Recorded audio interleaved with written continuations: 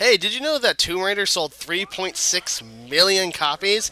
At full price, that's around $216 million. You go, girl! Wait. Square Enix said you were a disappointment not making 5 million sales.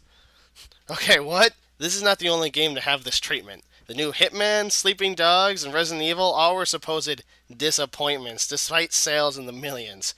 I want you to think about that for a second. Millions. One of my favorite games, Dark Souls, sold only 2 million copies compared to some of the 5 to 3 million copies these games sold, but it's considered success by its studio. You can say with all the money they're spending on these games, what do they expect? They need large sales to compensate for all the money they're throwing at them. While I do agree with that statement to a point, the problem is that they're spending too much money. They're expecting these games to generate revenue that is, frankly, not possible, or at least not possible for the IPs at the moment. While this is a broad stroke statement, most of these games are trying to be Call of Duty in some form or function. Not that they are trying to literally be Call of Duty, but match its sales figures and popularity. And they get that at a certain level. When you're a AAA publisher, you want to make as much money as the biggest guy in town. But Call of Duty didn't just become popular because of reasons. Certain factors led to its success. First off, it was released at a time when Halo's popularity was at an all-time high. Halo had introduced a whole generation of people to gaming. People that we wouldn't have associated with games at the time. It was also at a time when we had become sick and tired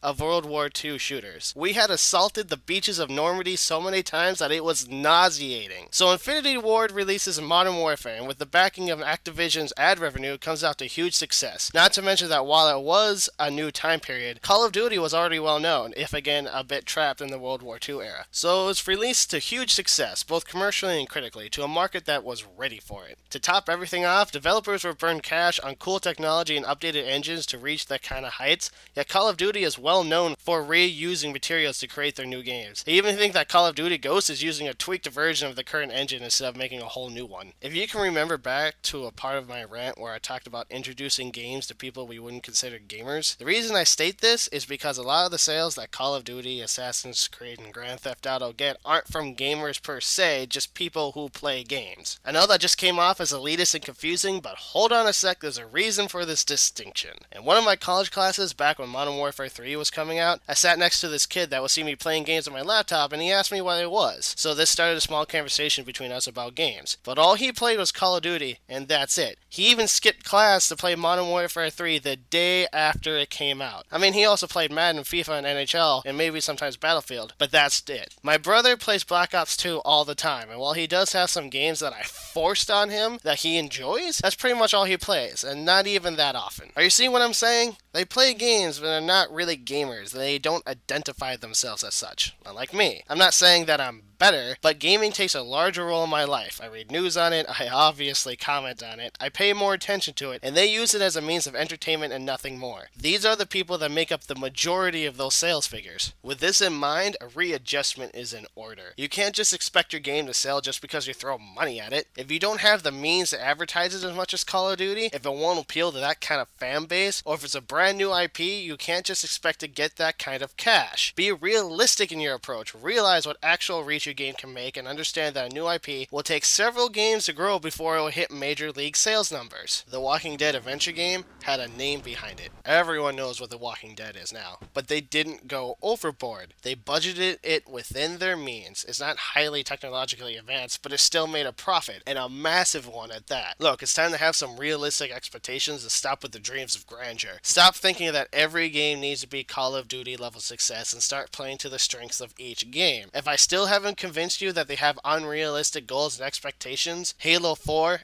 Xbox's flagship title, sold 4 million copies and was considered a success. Just let that sink in.